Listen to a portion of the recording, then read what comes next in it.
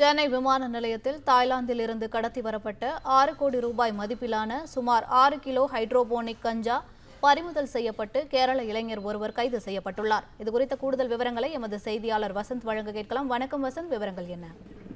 வணக்கம். தாய்லாந்து நாட்டிலிருந்து சென்னைக்கு விமானம் மூலம் கடத்தி கொண்டு வரப்பட்ட 6 கோடி மதிப்புடைய சுமார் 6 கிலோ ஹைட்ரோபோனிக் கஞ்சா பறிமுதல் செய்யப்பட்டுள்ளது.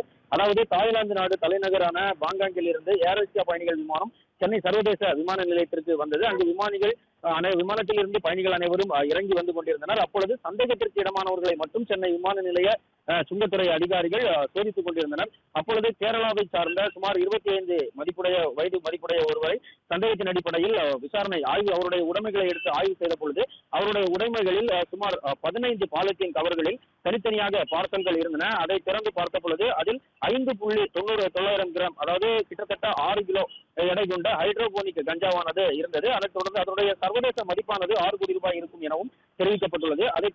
அதனையடுத்து அவரை கைது செய்து சுங்கத்துறை அதிகாரிகள் அழைத்து வந்து அவரிடம் விசாரணை மேற்கொண்டு வருகின்றனர். மேலும் இவர் தாய்லாந்து நாட்டில் யாரிடம் இருந்து கஞ்சா வாங்கினார், இதை சென்னையில் யாரிடம் விற்பனை செய்வதற்காக விமான நிலையம் வரை கொண்டு வந்தார், அல்லது விமான நிலைய பணியாளர்கள் மூலியமாக வெளியே கொண்டு வருவதற்கு திட்டமிட்டாரா என்பது குறித்தும் தற்பொழுது விசாரணையானது மேற்கொள்ளப்பட்டு வருகிறது. விவரங்களுக்கு நன்றி வசந்த்.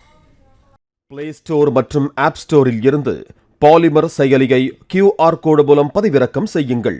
செய்திகளை உடனுக்குடன் பெறுங்கள்.